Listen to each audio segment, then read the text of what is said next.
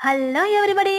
మునగాకు పొరటు అనేది పాలిచ్చే తల్లులకు చాలా చాలా ఉపయోగపడుతుందండి. ఈ తాలింపు మనము అన్నంలోకి వేడి వేడి అన్నంలోకి మనం సైడ్ పెట్టుకొని వేసుకొని తింటే ఆ మజా అనేది చాలా చాలా బాగుంటుందండి.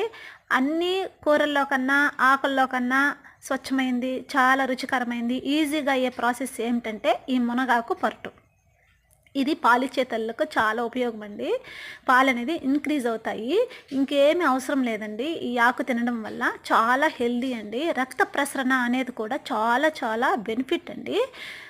బాగుంటుందండి. చిన్న పిల్లల నుండి పెద్దవాళ్ళకు కూడా అందరూ వాడే ఆకంటే ఏదంటే మునగాకు అనేది బాగుంటుందండి.